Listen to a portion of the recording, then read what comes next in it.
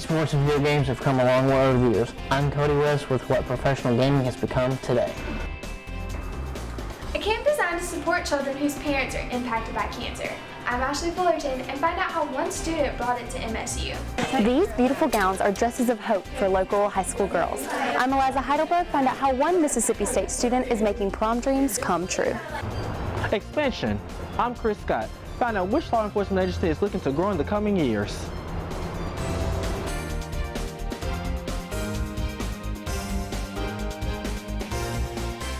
It's a tropical tree that many say treats pain and curbs opioid cravings. Good evening, I'm Megan Terry.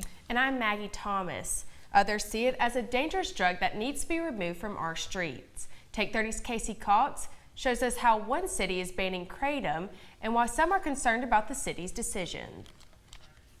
Earlier this month, Angela Jordan spoke before the Lowndes County Board of Supervisors about her experience with kratom.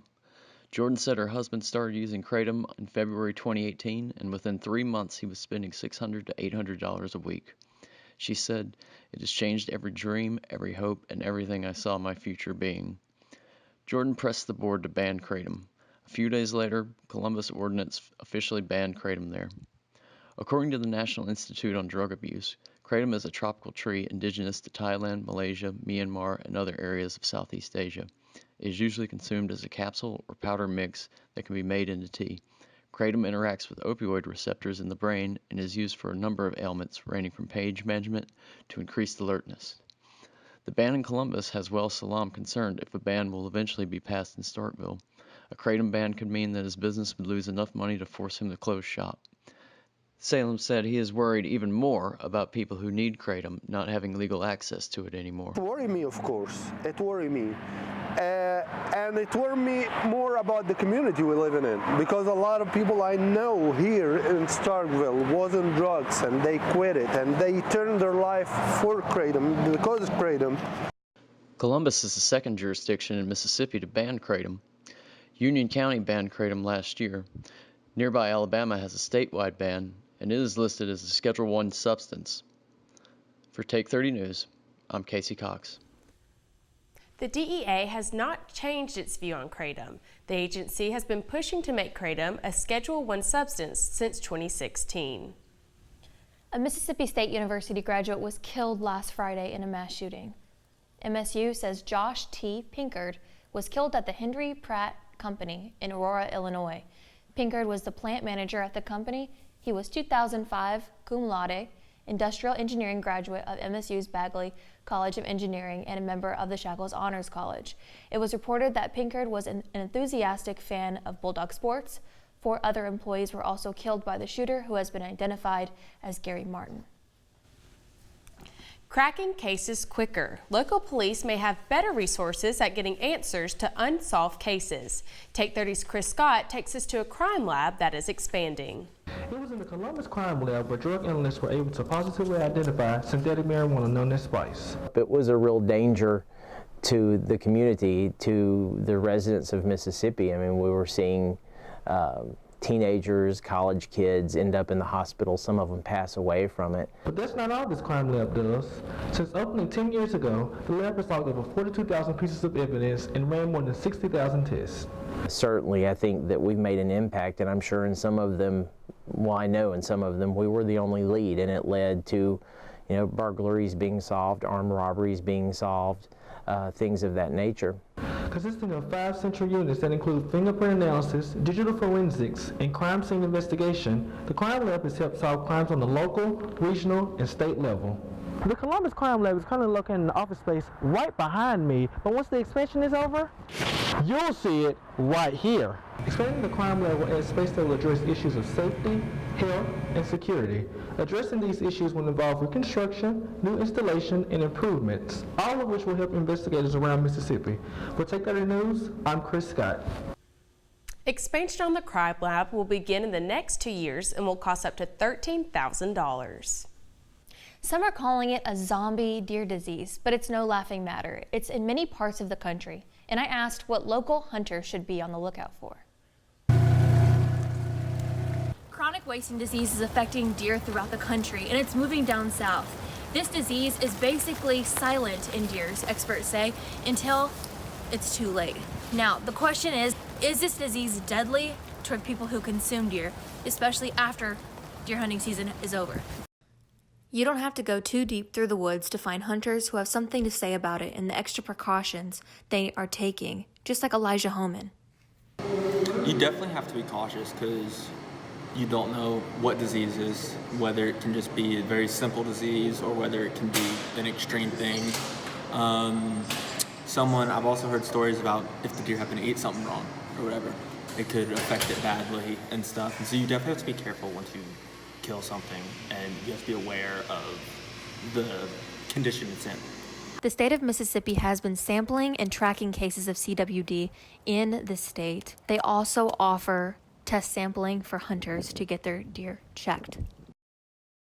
We use those all the time back in Georgia because I know for us personally, we like to eat our stuff that we kill and not just throw it away. What they're looking at and everything, look at it and make sure it's clean.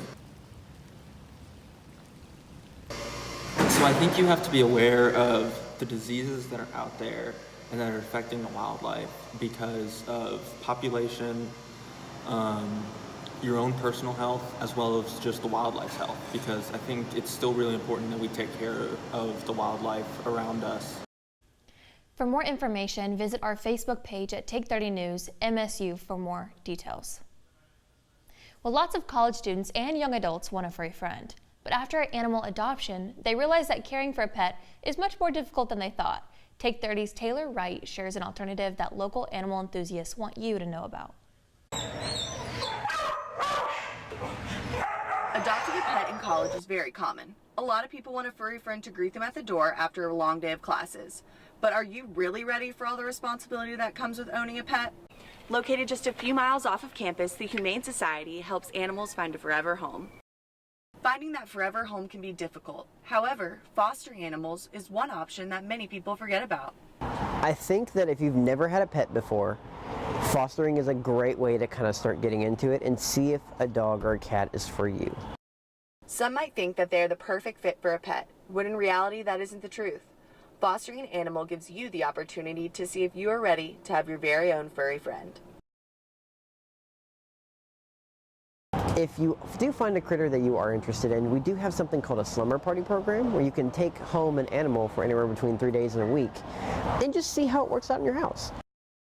College students might find that taking care of an animal is not as easy as it seems. Because not everybody is necessarily a pet person. They may enjoy seeing other people's pets, but having your own is just a responsibility that sometimes people just don't have time for.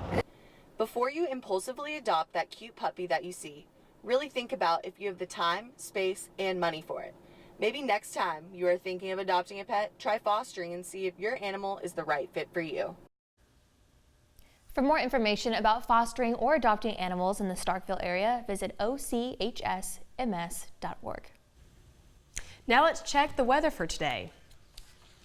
It's currently in the high 40s and there's predicted to be some more rain showers across the area this afternoon and continuing into the evening. This forecast is brought to you by MSU Campus Connect. Stay with us to learn about a new organization and product created here at MSU. You're watching Take 30 News. A baby's arrival can be one of the most exciting times in a family's life. It can also be one of the most anxious, especially if the child's development is hindered by medical challenges that create more questions than answers. At Mississippi State University, we're groundbreakers in the study of CHARGE syndrome, a genetic condition that leads to a host of life-threatening birth defects. Our research teams are uncovering breakthroughs in treatment and prevention with a goal of greater understanding that leads to better care. We're also providing crucial support resources for parents and helping physicians around the globe gain awareness so symptoms can be detected and addressed earlier. By engaging in this innovative analysis and therapy, we're not only improving outcomes, we're unlocking brighter futures.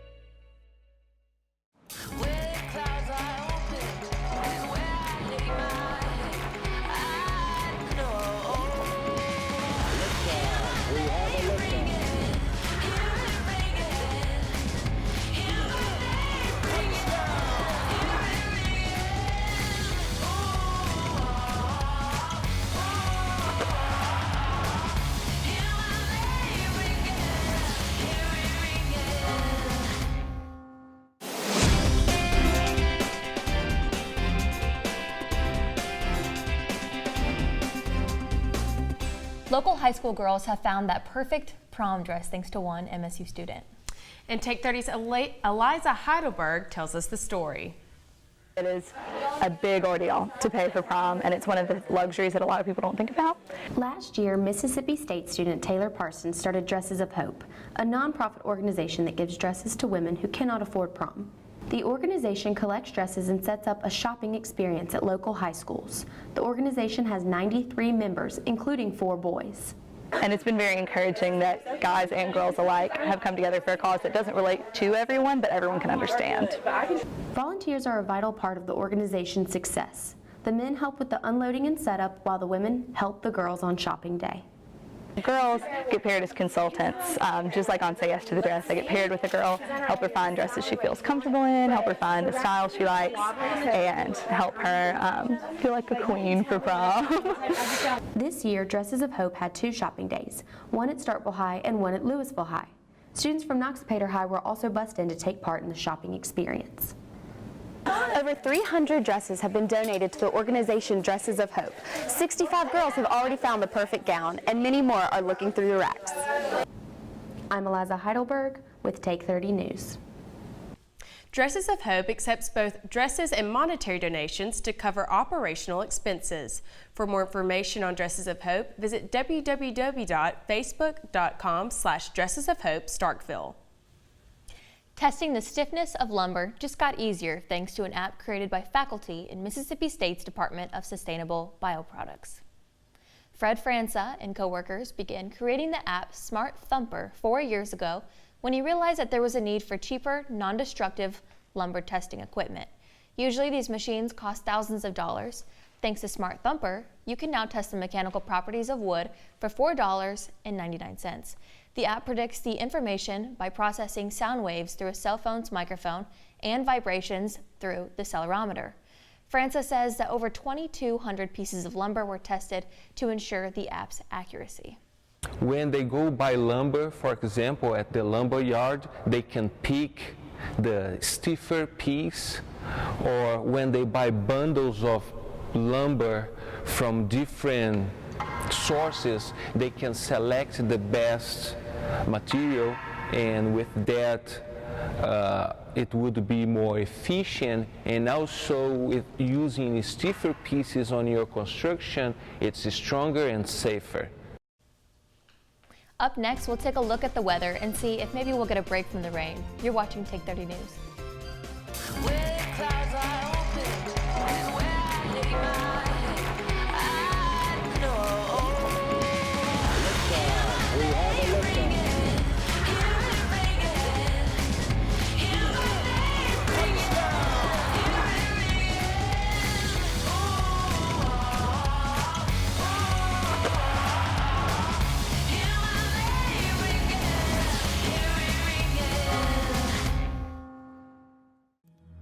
You know the scene in those popular TV crime shows when the investigators show up?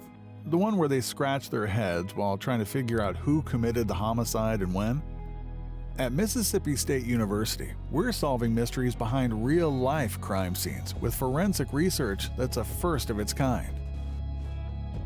Teaming with microbiologists from around the country, we're examining microscopic bacteria that can help solve real murders. So far, our partnership with a major metropolitan medical examiner is yielding results with more than 200 real-life crime samples analyzed. We're learning how microbiomes change and relocate, uncovering evidence in criminal investigations by better pinpointing time of death. Way more exciting than being a TV detective. We're finding crucial answers when they're needed most. Solving mysteries with science, that's worth watching. Welcome back to Take 30 News. Let's check the weather for the upcoming week. A 70% chance of rain is expected to continue through Saturday, so have your rain gear ready. Some warmer weather is headed our way with a high of 77 on Saturday. The temperature will drop back into the 60s next week, and there's a chance of sunshine Sunday through Wednesday. This update is brought to you by Campus Connect. Thank you, Maggie. And if you or someone you love has been impacted by cancer, you know how tough it can be on families. Children often suffer when adults around them have the disease. As Take 30's Ashley Fullerton shows us, that's why iCamp is setting up shop in MSU's campus. Camp Kesem is just like every other camp. Just regular camp stuff like canoeing, mountain biking, rock climbing, just fun stuff like that. But then there is like specific activities that we do that is associated with cancer and stuff. But for campers and their families, their time there means so much more. The camp's main focus is to provide children with a warm and loving environment with others who have similar life experiences as them. Camp Kesem has over 100 chapters nationwide, and one student wanted Mississippi to have a chapter of its own. Madeline Slayton, an MSU student from Tennessee and former Camp Kesem camper, was the first to advocate for MSU to have a chapter of the organization that supported her after her mother was diagnosed with breast cancer when she was 10 years old. She wanted children from Mississippi to have a chance to find a community of people that understood what they were going through, just like she did. It's just been a place for me to go and like find a community of people that know everything that I go through and stuff. And I found like counselors through it and just so many people that support me with this particular thing at Mississippi State is starting a Camp Kesem. This free week-long camp isn't just for the benefit of the campers, but for the leaders as well. The camps are led by college student volunteers who are trained to support children who have a parent with cancer. Camp Kesem's website says that 95% of their student leaders have reported that volunteering at Camp Kesem has made a major impact on their lives. I'm Ashley Fullerton for Take 30 News. Camp Kesem at Mississippi State University will offer its first camp during the summer of 2020. And if you'd like more information about how you can get involved, visit campkesem.org. Coming up, we'll introduce you to new sports team at MSU. Take 30 Sports is coming to you next. A baby's arrival can be one of the most exciting times in a family's life. It can also be one of the most anxious, especially if the child's development is hindered by medical challenges that create more questions than answers. At Mississippi State University, we're groundbreakers in the study of CHARGE syndrome, a genetic condition that leads to a host of life-threatening birth defects. Our research teams are uncovering breakthroughs in treatment and prevention with a goal of greater understanding that leads to better care. We're also providing crucial support resources for parents and helping physicians around the globe gain awareness so symptoms can be detected and addressed earlier. By engaging in this innovative analysis and therapy, we're not only improving outcomes, we're unlocking brighter futures.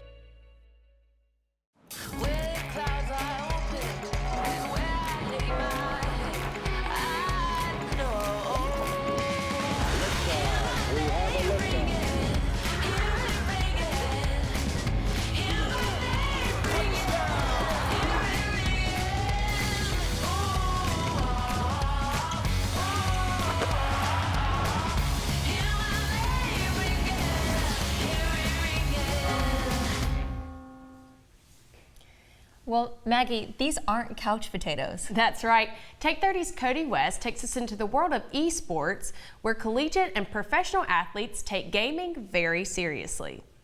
Over the years, video games have slowly evolved into a new form of entertainment called esports, a form of entertainment which over the years has turned video games from simple couch entertainment into a stadium-filling spectacle.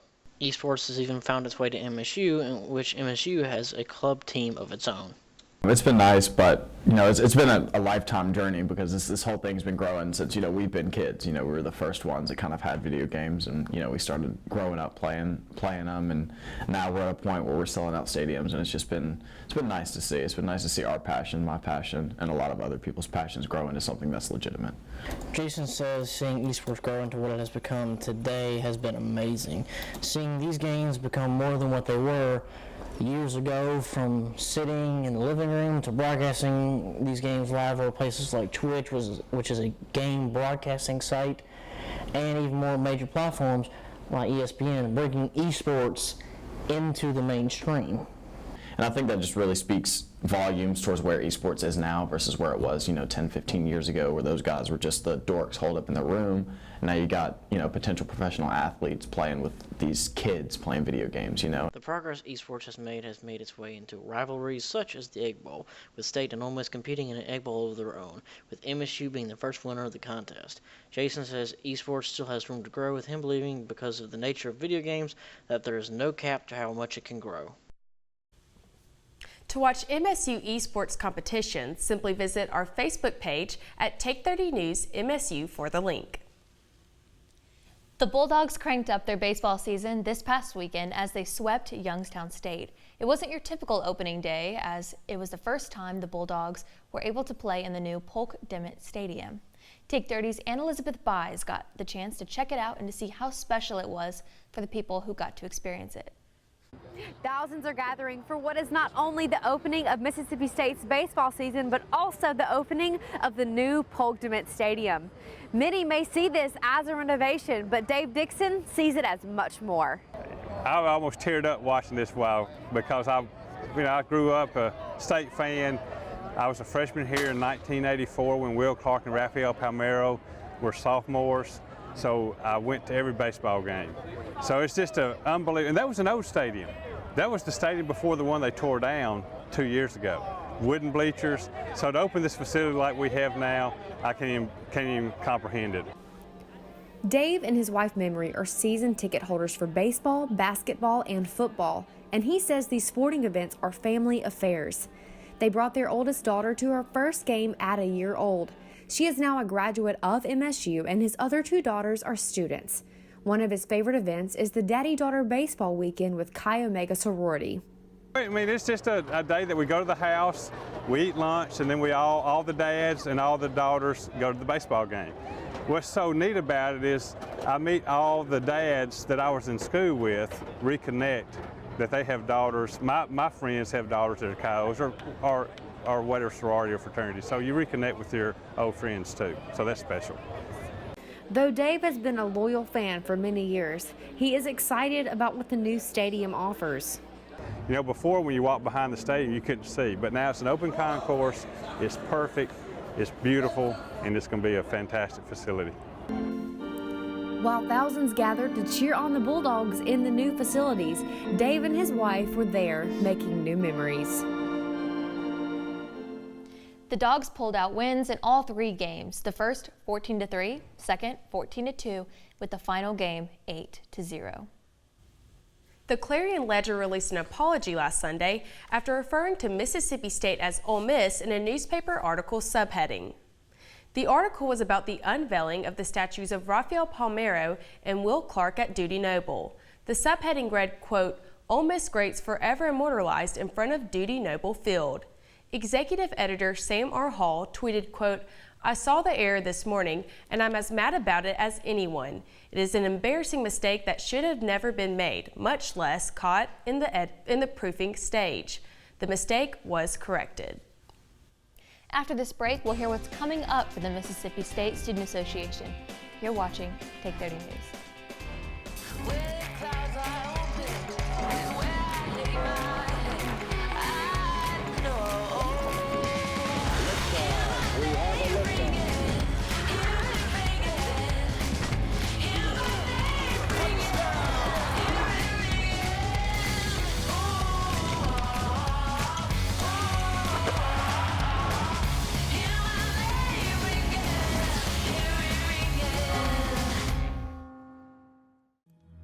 You know the scene in those popular TV crime shows when the investigators show up?